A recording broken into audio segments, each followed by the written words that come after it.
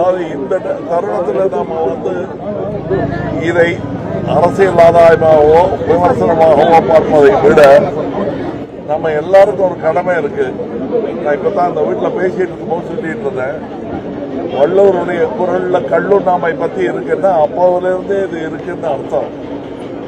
இந்த வியாபாரத்தை, இந்த சாராய வியாபாரத்தை செய்யும் எந்த அரசாக இருந்தாலும் அதிலிருந்து வரும் வருமானத்தில் ஒரு பகுதியை கண்டிப்பாக மனோதத்துவ ரீதியாக இதை ஏன் ஒரு அளவுக்கு மேல் செய்யக்கூடாது என்னும் பாடத்தை மக்களுக்கு எடுத்தாக்க வேண்டும்.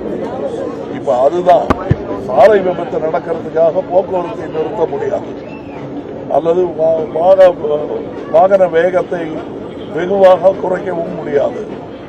அதற்காக தான் நாம் எக்ஸ்பிரஸ் வேன்னு ஒன்று ஏற்படுத்தியிருக்கோம். அந்த மாதிரி இது இருக்கு. இது நிறைய ஆலைகள்ல இது பெரிய அளவில் தயார் பண்ணிட்டு இருக்காங்க. அதுக்கு கடைகளும் வைத்திருக்கிறார்கள். மருந்து கடைகள் ஒரு தெருவில் எவ்வளவு இருக்க வேண்டுமோ அதை விட அதிகமாக டாஸ்மாக் கடைகள் இருக்கின்றன.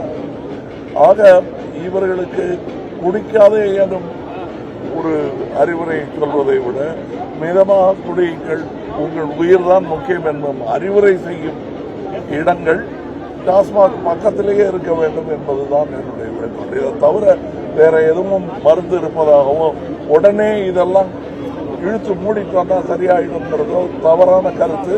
அதற்கு உலகத்தில் பல முன் உதாரணங்கள் இருந்திருக்கின்றன. அமெரிக்காவே ஒரு உதாரணம்.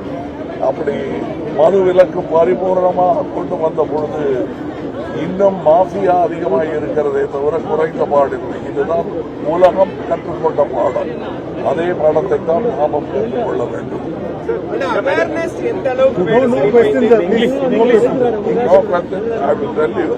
அவேர்னஸ் பத்தினது தான் இந்த சைக்கியாட்ரி அப்படின்னு நான் சொல்றது. வருமானம் ஈட்டும் எந்த அரசும் அதை திரும்பவும் மக்களுக்கு போய் சேரும் ஒரு நற்பயனை ஏற்படுத்தி கொடுக்கணும். அது கவுன்சிலிங், ஆல்கஹாலிக் அனானிமஸ் போன்ற விஷயங்கள் எத்தனை டாஸ்மாக் இருக்கிறதோ அதற்கு நிகராக அவை இருக்க வேண்டும் என்பதுதான். மருந்து கடையை விட டாஸ்மாக் அதிகமானது எப்படி விபத்தல்ல, தெரிந்து செய்யப்பட்டதுதான். அதே போல் இதையும் திட்டமிட்டு மக்களுக்கு புத்தி சொல்ற விஷயம் இல்லை, இது ஆபத்து என்பதை தெரிவிக்கும். எப்படி டிராபிக்ல ரெட் லைட் இருக்குதோ இதற்கு போகாதுன்னு சொல்ற மாதிரி அவங்களுக்கு மனதில் படும்படி எடுத்து சொல்லும் அறிவுரைகள் வர வேண்டும்.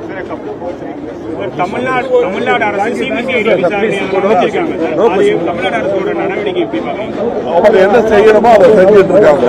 இதுக்கு மேல ஒன்றும் சொல்ல முடியாது. விமர்சனம் எத்தனை அரசுகளை விமர்சனம் செய்ய முடியும்? காரணம் பல அரசுகள்.